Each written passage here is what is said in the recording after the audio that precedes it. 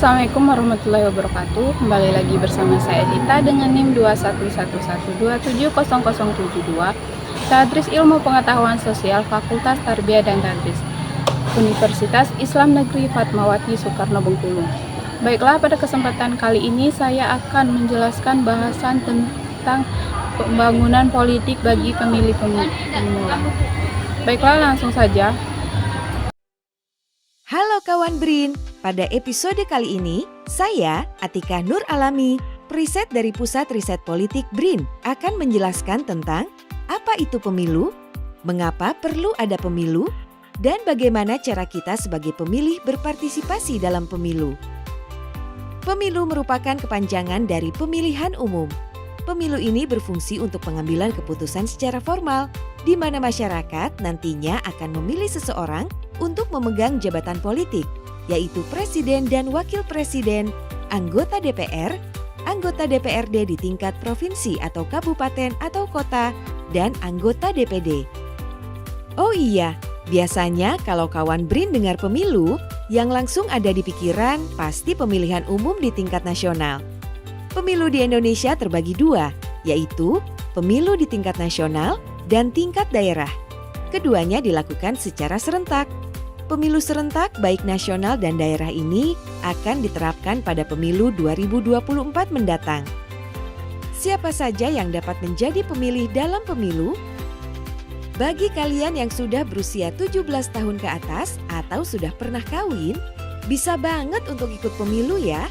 Tentu bagi yang mengikuti pemilu ini wajib sudah mempunyai KTP untuk membuktikan bahwa kamu memang benar warga Indonesia. Selain itu, orang yang bisa ikut pemilu harus memiliki jiwa yang sehat, memastikan diri bahwa hak untuk memilih sedang tidak dicabut, dan juga bukan anggota Polri atau TNI. Gitu kawan BRIN. Untuk itu, yuk kita secara aktif melakukan pengecekan apakah kita sudah terdaftar sebagai pemilih dalam daftar pemilih tetap yang dapat diakses di website KPU. Jika sudah terdaftar, kita juga perlu cek kembali apakah data-data kita sudah sesuai. Misal, kesesuaian antara domisili dan daerah pemilihan. Kalau kawan BRIN menemukan ada data yang tidak sesuai, maka perlu melakukan pelaporan agar datanya diubah dan masuk dalam kategori daftar pemilih tambahan. Kawan BRIN bisa mengikuti pemilu ini di TPS. Tapi TPS itu apa sih? TPS adalah tempat pemungutan suara. TPS merupakan tempat dilakukannya pemungutan suara di mana nanti pemilih akan diberikan surat suara dan diperkenankan menggunakan hak pilihnya secara rahasia di dalam bilik suara. Selanjutnya pemilih dapat memasukkan kertas suara tersebut pada kotak suara yang disediakan oleh panitia penyelenggara pemilu setempat. Kotak suara tersebut memiliki logo KPU. Pemilih lalu memberikan suaranya dengan cara mencoblos pada kolom pasangan calon yang memuat nomor urut atau nama pasangan calon atau foto pasangan calon. Yuk kita pergunakan hak pilih ini sesuai hati nurani dan bebas dari tekanan apapun dan dilakukan secara rahasia. Pemilu ini harus berdasarkan asas langsung, umum, bebas, rahasia, jujur, dan adil. Kalau pemilu sendiri kira-kira udah ada sejak kapan ya? Pemilu sudah ada sejak lama loh kawan BRIN, sejak Indonesia berusia 10 tahun. Wah, sudah lama juga ya. Masyarakat Indonesia sudah 12 kali mengadakan pemilu. Pertama kali dilaksanakan pada tahun 1955 dan berhasil dilaksanakan secara demokratis serta dijadikan pedoman untuk pemilu selanjutnya. Sejak Indonesia memulai transisi demokrasi pada tahun 1999, maka dimulailah pemilu demokratis pertama pada saat itu. Pemilu selanjutnya yaitu pada tahun 2004, 2009, 2014, 2019, dan pemilu yang akan datang adalah pada tahun 2024. Tapi perlu kawan BRIN ketahui bahwa pemilu 2024 nanti akan berbeda dengan pemilu 2019. Pada pemilu 2024 nanti, pemilu presiden dan legislatif akan digabung menjadi satu, sehingga disebut dengan istilah pemilu serentak. Para pemilih akan menggunakan hak pilihnya sekaligus untuk memilih presiden, wakil presiden, anggota DPR, DPRD provinsi atau kabupaten atau kota, dan DPD. Maka nanti akan ada 5 kotak suara. Itulah sebabnya pemilu serentak disebut pemilu 5 kotak. Terus pemilu ini harus ada. Jika harus ada, mengapa kita harus menggunakan hak pilih dalam pemilu? Apa pentingnya ya? Nah, kawan BRIN, tujuan dilaksanakan pemilu adalah pertama, untuk memberikan pendidikan politik bagi warga negara agar tahu hak dan kewajiban. Kedua, sebagai sarana sirkulasi elit dan kepemimpinan. Ketiga, sebagai sarana legitimasi politik wakil rakyat dan pemimpin terpilih. Nah, kawan BRIN sudah tahu kan pemilu itu apa dan kenapa harus menggunakan hak pilih kita dalam pemilu. Yuk kita sama-sama menjadi masyarakat yang cerdas dalam menggunakan hak pilihnya. Sebagai pemilih cerdas, kita harus tahu dan mencari tahu jejak rekam partai dan wakil yang kita akan pilih nanti. Jadi jangan asal pilih ya. Sampai jumpa di episode selanjutnya bersama rekan preset yang lain ya kawan BRIN. Stay safe. Stay healthy. Yang pertama, makna pembangunan. Pembangunan dan development adalah proses perubahan yang mencakup seluruh sistem sosial seperti politik, ekonomi, infrastruktur, pertahanan, pendidikan, dan teknologi, kelembagaan, dan budaya. Alexander 1994, Fortes 1976 mendefinisikan pembangunan sebagai transformasi ekonomi, sosial, dan budaya. Pembangunan adalah proses pembangunan yang direncanakan untuk memperbaiki berbagai aspek kehidupan masyarakat. Dengan demikian, proses pembangunan terjadi di semua aspek kehidupan masyarakat, ekonomi, sosial, dan budaya. Politik yang berlangsung pada level makro atau nasional dan mikro atau community group. Makna pembangunan politik. Makna pembangunan politik adalah suatu perubahan politik terencana dari suatu kondisi ke kondisi yang lain yang dilakukan oleh pemerintah suatu negara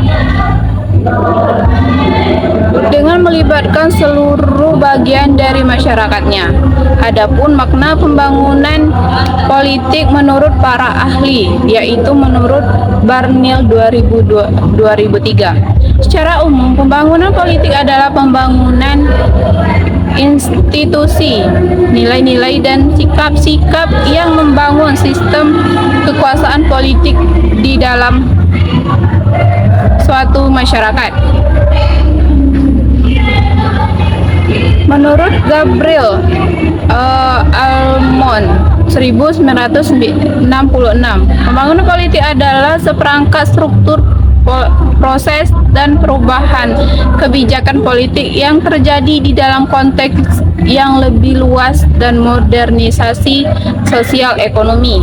Pembangunan politik terjadi sebagai sosial konsekuensi dari modernisasi dan semakin berkembang sebagai penyebab dari modernisasi. Selanjutnya yang kedua, yaitu siapa yang disebut pemilih pemula. Menurut Undang-Undang Pemilu Bab 4 Pasal 198 Ayat 1, pemilih pemula adalah warga negara Indonesia yang pada hari pemungutan suara sudah genap berusia 17 tahun atau lebih atau sudah pernah menikah, yang mempunyai hak memilih dan sebelumnya belum termasuk memilih karena ketentuan Undang-Undang Pemilu.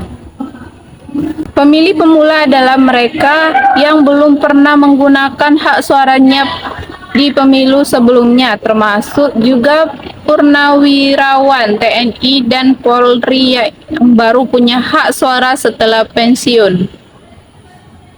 Selanjutnya, yang ketiga yaitu penjelasan tentang pemilu serentak 2024 dan kontestannya. Pemilu serentak 2024 merupakan suatu peristiwa politik penting di Indonesia, di mana rakyat Indonesia akan memilih pemimpin nasional dan lokal serta wakil-wakil untuk masa jabatan yang akan datang. Pemilih umum ini memiliki peran penting dalam menentukan arah kebijakan negara dan pemerintahan di tingkat nasional di daerah. Selain pemilihan umum presiden dan legislatif, pemilu serentak 2024 ini juga menentukan kepemimpinan di tingkat provinsi, kabupaten, kota, yang akan memengaruhi pembangunan dan kebijakan di tingkat daerah. Oleh karena itu, pemilu serentak ini memiliki dampak besar terhadap politik pemerintahan di Indonesia dalam waktu yang akan datang.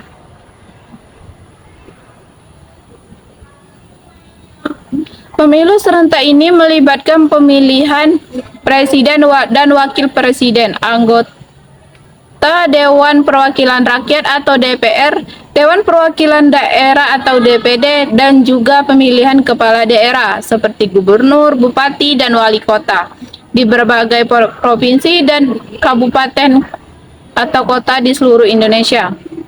Dan siapakah calon kontestannya? Calon kontestannya yaitu yang pertama Anies Baswedan dengan wakilnya Muhaimin, yang kedua Iskandar Calon, yang kedua Prabowo Subianto dan wakilnya Gibran Rakabuming,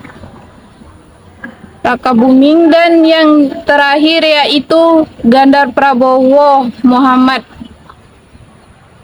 MD.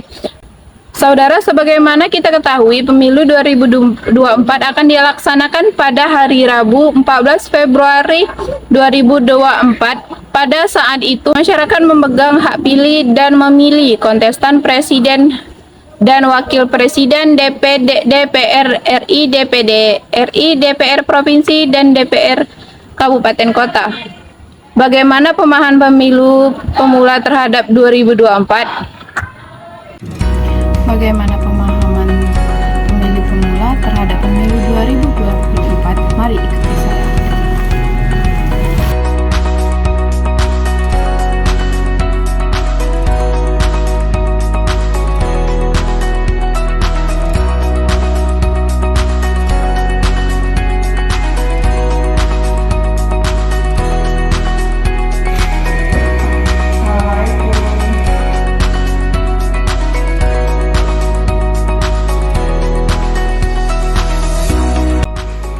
Assalamualaikum Mbak, maaf mengganggu waktunya, boleh kita wawancara?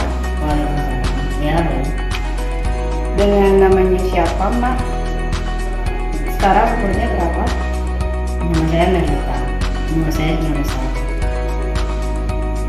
Apakah pemilu di 2024 nanti sudah terdaftar sebagai pemilu Mbak?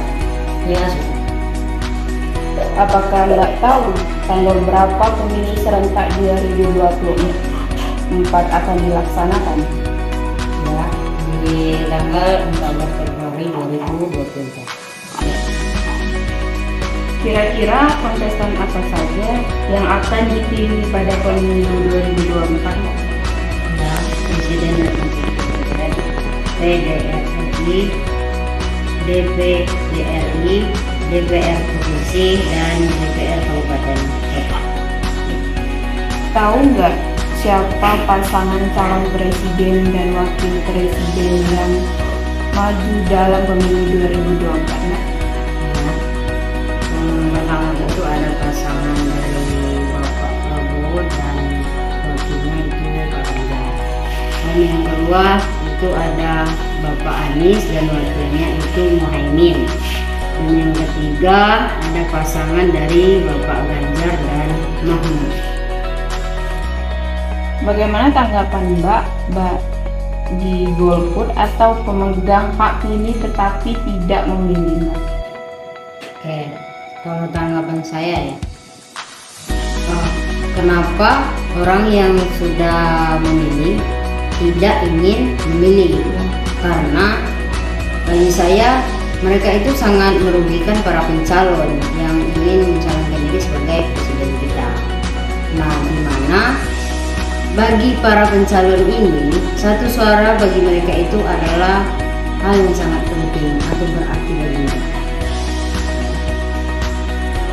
Terus gimana tanggapan Mbak terhadap caleg yang menyuap, menyogok, dan menyuap suara Mbak? Oke, kalau tanggapan saya itu yang menyuap atau menyogok itu sebaiknya tidak dilakukan. Karena kenapa?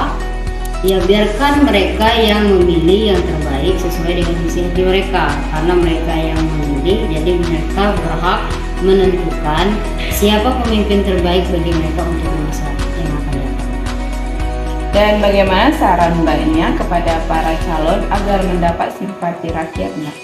Oke, kalau saran saya ya, bagi para pencalon itu harus berkomitmen atas apa yang sudah mereka sampaikan kepada rakyat seperti itu. Di mana mereka harus bertanggung jawab agar mengubah masa depan yang lebih baiknya dari sebelum. Ya, itu saja. Baik, terima kasih. Saudara-saudari sekalian, demikianlah gambaran pemahaman pemilih pemula tentang pemilu 2024. Mari kita memilih dengan cermat dan cerdas. Memilih kita sukseskan pemilu 2024. Terima kasih. Assalamualaikum warahmatullahi wabarakatuh.